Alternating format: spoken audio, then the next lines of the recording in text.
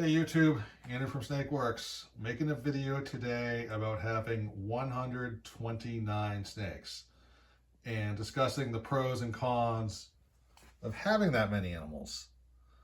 I started out with a single ball python. Actually, why don't I just show you? This is my first ball python. That's Mr. Sprinkles. I got him maybe 10 years ago. And the collection has grown to, at one point, I think I had almost 200 snakes. That would have been last summer. So I started out with a glass tank, an ARS rack, multiple reptile basic racks. That's a painted serpents rack. Check out Painted Serpents. They're from Massachusetts. Rick, I believe is his name. So I forgot your name wrong, sir. He does all sorts of custom stuff. So check it out, Painted Serpents. They're on Instagram. I know that.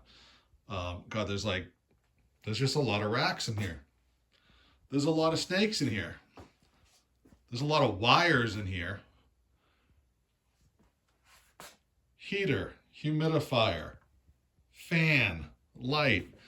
And we go around the corner and all this stuff I need to take care of. That's just preventative. I don't have any bed bugs.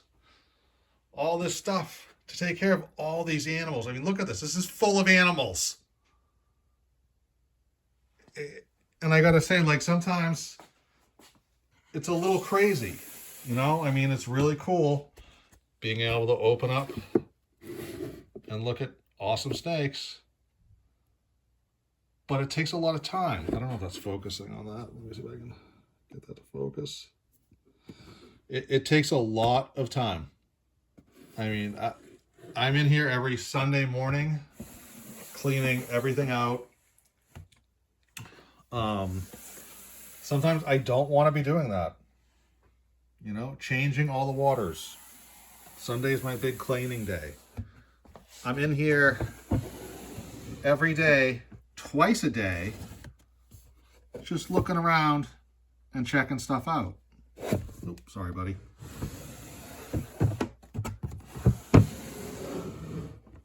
You know, look at that. Something like that ate a mouse or a rat. Paper probably needs to be, oh, whoa. You're really in deep shed. I gotta change that paper out. I'm not gonna bother him now, though. You know, get all these animals. And it's a ton of work. And quite frankly, it's a little bit too much work.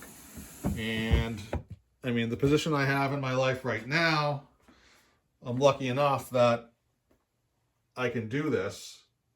But you really have to ask yourself, if you want to have a large snake collection, are you prepared to deal with everything that's going on with that? First of all, do you have the space to put all these animals in a single room? Or maybe 2 rooms? I don't know how many of these. This is a double het albino clown, possible het orange ghost. I held back probably 7 of these. I think it's like 3.4. 3 males, 4 females. Hoping I can make some triple recessives, visual triple recessives. I have like 6 of these. These are sable het clown, possible het orange ghost. That's a lot of animals to hold back.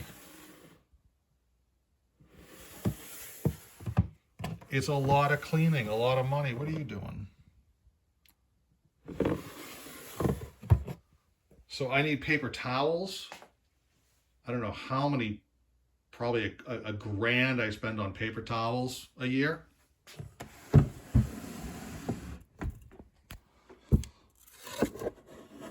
You know, I started this video out, I had a more concise, better idea of how I was going to express about how I feel about having so many snakes, and now I'm just getting lost in the animals here. So yeah, I was going to talk about like the constant expenses. You know, I went from probably spending, I don't know, a few $100s a year on rats to, easily a couple $100s a month. It seems like I'm constantly buying rats, constantly buying paper towels, constantly changing water bowls. My electrical bill in Maine this year, the rate went up 50%. So I had a 50% electrical increase. And then there's also some sort of, I don't even know how you'd call it, a delivery charge that's not regulated. So that went up 50% too. Whoops, just took the name tag off. Bear with me. Oh, and let's not forget what happens when things go wrong, like when your humidifier empties out and you have to rip up the rug in the room.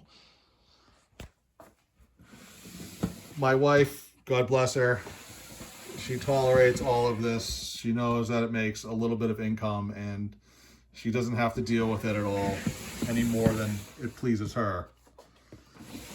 So she's fine with this all going on. But that would be another thing to consider. What's your spouse, significant other, boyfriend, girlfriend, whatever you are and whoever you live with, are they going to put up with this? So I don't know where I'm going with this other than to say, don't just start growing a huge collection unless you're serious about it and have the time.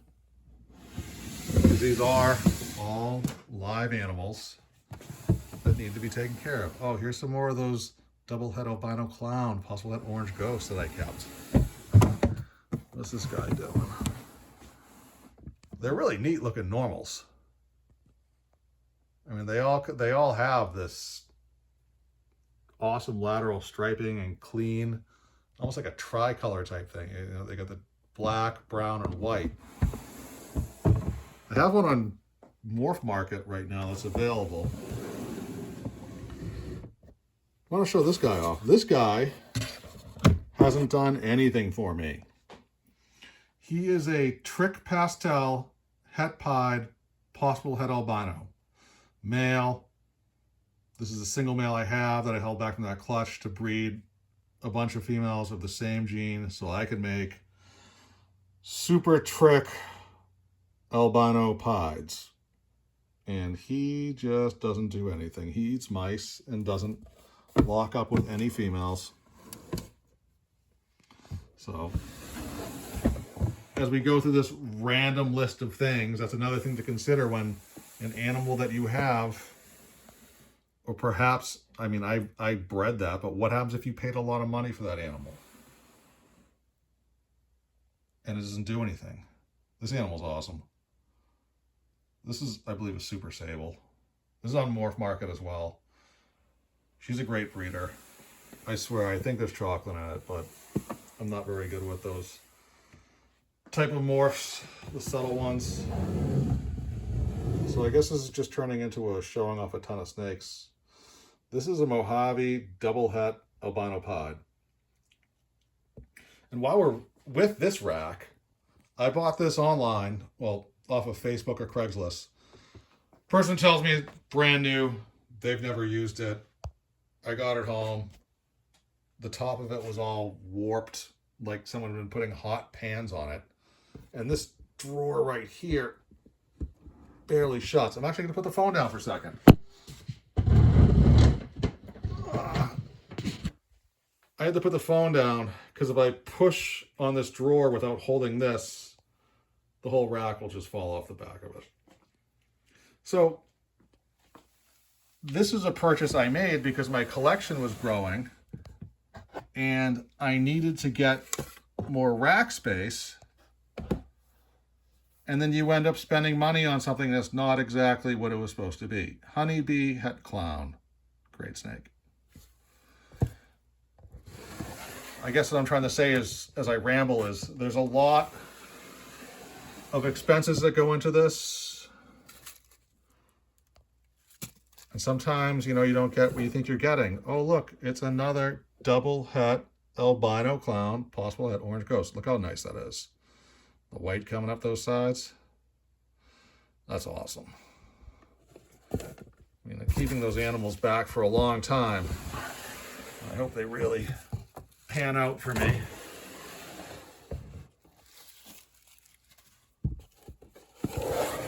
It's another sable het clown, possible het orange ghost. I'm going to be making a lot of visual clowns in a few years, so I hope you people like clowns. There's not much good light down here. I know I made a video about this before. I keep a lot of my last year's hatchlings, which are really yearlings now. They stay back here. They do better because there's less light. There's no one walking back and forth here. In between, it's just a closet in the boiler room. And they do great in there. So I leave them like that.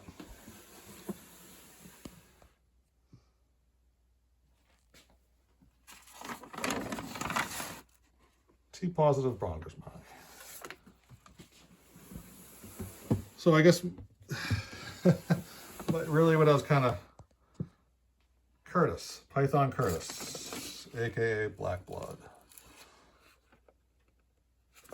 My point is, I think I have too many snakes. I would love to get these numbers down just so I can spend less time cleaning and more time enjoying animals. That is a T-negative Brongersmai. So when you see people online, Martyr, VPI, Stripe, Brongersmai, you have all these animals, and they're trying to make it sound like it's awesome. Like it can be very overwhelming, especially if you don't have enough equipment, enough things to clean with, enough water bowls, enough hides, enough just tubs for everything. By the way, that closet right there is full of other supplies. You know, I was really stressing out when I had to buy that rack and that rack because as the economy changed and snakes stopped selling, I was stuck with a lot of snakes, and that's something I always knew I might have to deal with. But let me tell you, when it comes around and you have 200 snakes and you're changing their water bowls all the time, Cal albino boa constrictor, it gets very stressful. I'm trying to make my life a little bit less stressful right now. I think I'm going to end this video. I don't think I really covered anything I wanted to talk about other than just how stressful this can be and how much time it takes and how it can turn into something that you didn't want it to be. So that's kind of weird. I mean, you could think like, oh, you could, Karma, Brongersmai, you could eat too much ice cream and, you know, you get really out of shape and overweight and you don't like it.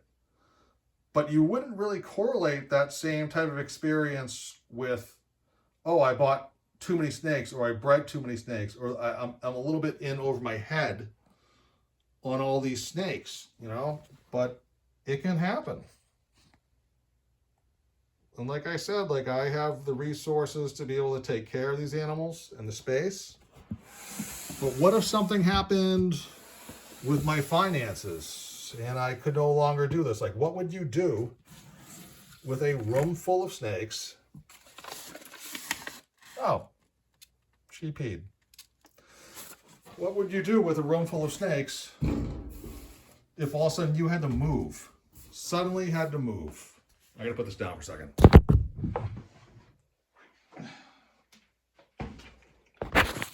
Thanks for bearing with me. Whoa! Yeah, so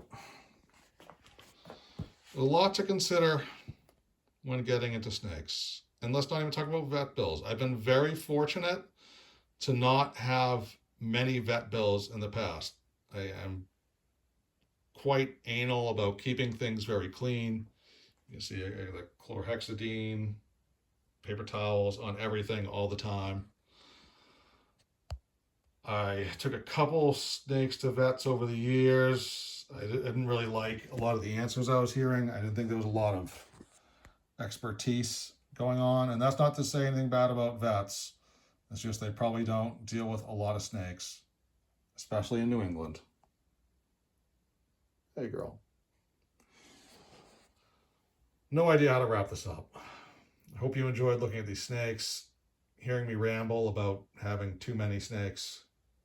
And I hope it gives you some insight or ability to pause and think about what you're doing and building and collecting, so you don't find yourself in over your head and animals suffer.